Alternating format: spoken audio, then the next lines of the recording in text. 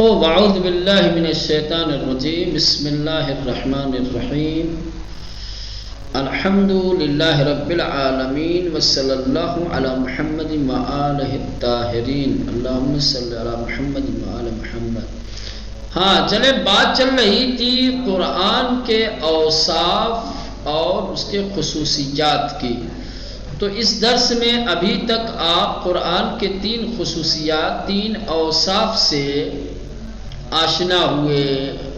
Number 1 برہان قرآن کو کہا گیا ہے، دوسرے شفا، تیسرے مضبوط ترین راستے کی طرف ہدایت کرنے والی کتاب، چوتھا وصف اور چوتھی صفت قرآن کی تبیان۔ قرآن کو کہا گیا ہے تبیان لکل شیء، تبیان یعنی جس میں بیان کیا گیا ہو، جس میں ذکر کیا گیا ہو، جس میں درج کیا گیا ہو۔ چونکہ قرآن مجید میں ہر خشک و تر کا بیان ہے، ہر چیز کو اس کتاب میں سمو دیا گیا ہے، ہر چیز کا تذکرہ اس الہی کتاب میں موجود ہے، اس لیے اسے تبیان لکل شیء کہا جاتا ہے۔ کائنات کی ہر حقیقت کو اس کتاب میں بیان کیا گیا ہے، وہ حقیقتیں جو انسان کی ہدایت اور سعادت کے لیے ضروری ہیں۔ سمجھ رہے ہیں؟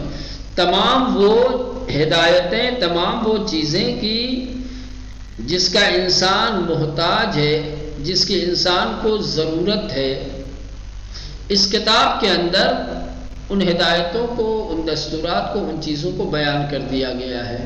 وَنَزَّلْنَا عَلَيْكَ الْكِتَابَ تِبْيَانًا لِكُلِّ شَيْءٍ وَنَزَّلْنَا عَلَيْكَ، اور ہم نے تم پر نازل کیا کتاب کو تِبْيَانًا لِكُلِّ شَيْءٍ، ہر شے کو بیان کرنے والی بنا کر، یا جس کتاب میں ہر چیز کا بیان موجود ہے۔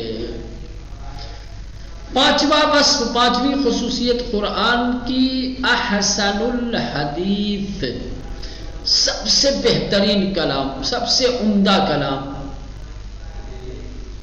کلام میں کلام الہی سے احسن، کلام الہی سے بہتر کوئی کلام ہے ہی نہیں۔ جو فرق خالق اور مخلوق میں ہے، وہی فرق کلام خالق اور کلام مخلوق میں ہے۔ خدا اگر احسن الخالقین ہے تو وہ احسن الحدیث کا مالک بھی ہے۔ اللہ نے جو کتاب قرآن کی شکل میں نازل کی، اسے احسن الحدیث قرار دیا، بہترین گفتگو، بہترین کلام قرار دیا ہے۔ اس سے بہتر کوئی کلام ہو ہی نہیں سکتا۔ سب سے خوبصورت، سب سے عمدہ کلام کلام الہی ہے، اسی وجہ سے اسے احسن الحدیث کہا گیا ہے۔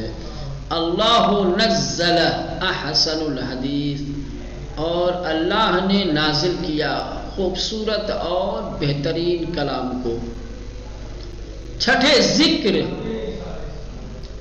ذکر کے الگ الگ معنی ہیں، لیکن عام طور سے قرآن کے لیے جو کلمہ ذکر استعمال ہوا ہے وہ یاد دہانی کے لیے، کسی چیز کی یاد دلانے کے لیے۔ تو قرآن کے خصوصیات اور قرآن کے اوصاف میں سے ایک وصف ذکر ہے۔ چونکہ یہ کتاب یاد دہانی کراتی ہے، تذکرہ ہے۔ کس کی یاد دہانی کراتی ہے؟ انسان کو اس کے نفس کی طرف متوجہ کرتی ہے، الہی نعمتوں کی طرف، قیامت کی طرف، انسان کو خواب غفلت سے بیدار کرتی ہے، اور انسان کو اس کے مادی اور اس کے روحانی ترقی کے راستوں کی طرف متوجہ کرتی ہے، نشاندہی کرتی ہے۔ اسی لیے اس کو تذکرہ کہا، ذکر کہا گیا ہے۔ قرآن مجید کو ذکر یعنی یاد دہانی والی کتاب کہا گیا ہے۔ کس چیز کی یاد دہانی کراتی ہے یہ کتاب؟ انسان کو اس کے نفس کی طرف یاد دہانی اور متوجہ کرتی ہے، خدا کی دی ہوئی نعمتوں کی طرف توجہ دلاتی ہے، قیامت اور آخرت کی طرف یاد دلاتی ہے، انسان کو خواب غفلت سے بیدار کرتی ہے، انسان کی جو مادی اور روحانی ترقی کے راستے ہیں ان راستوں کی طرف متوجہ کرتی ہے۔ اِنَّا نَحْنُ نَزَّلْنَا الذِّكْرَ، بے شک ہم نے ذکر کو نازل کیا، ذکر یعنی قرآن، یاد دہانے والی کتاب، غور و خوض کی کتاب۔ کیا ہے یہ کتاب الہی کی ایک خصوصیت یہ ہے کہ یہ کتاب غور و خوض والی کتاب ہے، کوئی عام کتاب نہیں ہے کہ انسان سرسری نگاہ سے پڑھ کے گزر جائے، چونکہ یہ کتاب الہی ہے، اس کتاب میں غور و خوض لازمی ہے تاکہ اس کتاب کے جو وسیع علوم ہیں ان تک پہنچ سکے۔ جب تک انسان قرآن کے آیتوں میں غور و خوض نہیں کرے گا اس وقت تک اس مبارک کتاب میں جن علوم کے حقائق کو بیان کیا گیا ہے ان علوم کے حقائق تک نہیں پہنچ سکتا ہے۔ اسی لیے قرآن میں بار بار تدبر کی، تفکر کی، غور و فکر کی دعوت دی گئی ہے۔ غور سے قرآن کی باتوں میں غور و خوض کرنا، فکر کرنا لازم اور ضروری ہے۔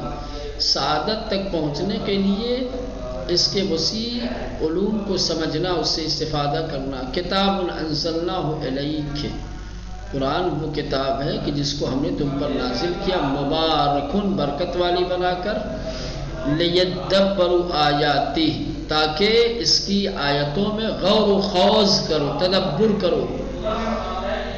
یہ قرآن کے اوصاف تھے، یہ قرآن کے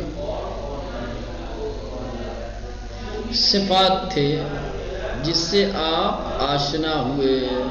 اب یہاں سے مشقوں کا سلسلہ جاری ہوگا۔ میرے خیال سے مشقوں کی بات آج رہنے دیں، کل انشاءاللہ تعالی آگے بڑھیں گے، مشقوں کو دیکھیں گے۔ آج فی الحال اتنے ہی پہ اکتفا کرتے ہیں۔ کسی برادر کو کوئی سوال ہو، کچھ کہنا چاہتا ہو، بسم اللہ۔